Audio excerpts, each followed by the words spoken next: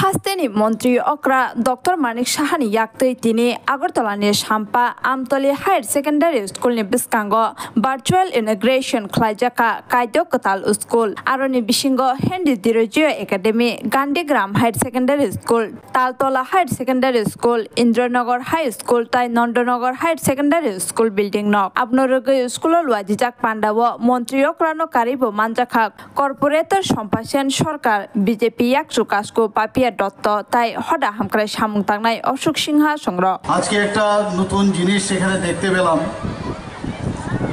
যে ধরিত্রী দিবস উপলক্ষে সেটাকে সামনে রেখে কিউআর কোড উন্মোচন আজকে আমরা এখানে করলাম। আমরা সবাই জানি যে গোটা ব্রহ্মাণ্ডে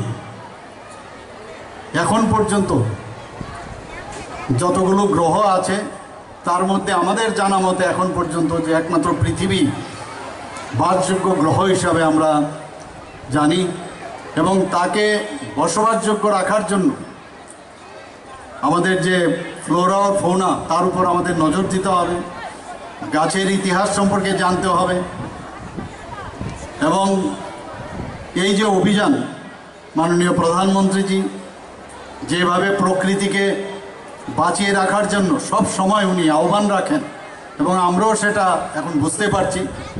এখানে যেভাবে গরমে আমরা সবাই হাঁসফাঁস করছি, যদি আমাদের ইকোলজিক্যাল ব্যালেন্স ঠিক না থাকে তাহলে আমাদের নানা রকম সমস্যার সম্মুখীন হতে হবে।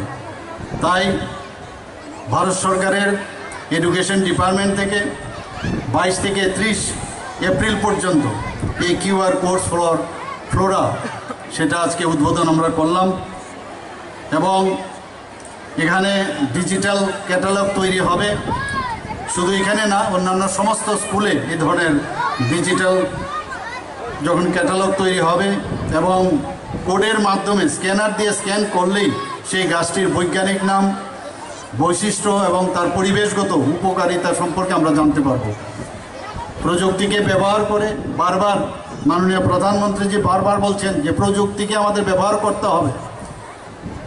আমরা এখন ব্যাকডেটে এখানে যারা শিক্ষক শিক্ষিকারা আছেন, আমরা আগে যেভাবে স্টুডেন্টদের পড়াশোনা নিতাম বা দিতাম সেইভাবে কিন্তু এখন চলবে না, আপডেট করতে হবে এবং সেই কারণেই এই ধরিত্রী দিবস উপলক্ষে আজকে কিউআর কোডের উন্মোচন এবং 161টি এলিমেন্টারি এডুকেশনে সেই কাজগুলো হয়েছে। এছাড়া সমগ্র শিক্ষা সেইগুলোর তাদের যে অর্থ, সেই অর্থের মাধ্যমে 75টি বিদ্যালয়ে যে 84টি মেজর ও মাইনর কম্পোনেন্ট সংস্কার করা হয়েছে।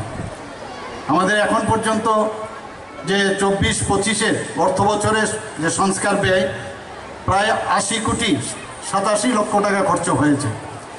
2025 অর্থ বছরে যে নতুন বিদ্যালয় ভবন আমরা নির্মাণের পরিকল্পনা করেছি, তাতে করে আরও নতুন 30টি বিদ্যালয় আমরা নির্মাণের পরিকল্পনা আছে।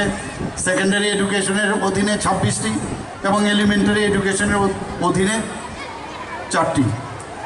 2025-26 অর্থ বছরে যে আনুমানিক ব্যয় হবে প্রায় 264 কোটি টাকা খরচ করা হবে।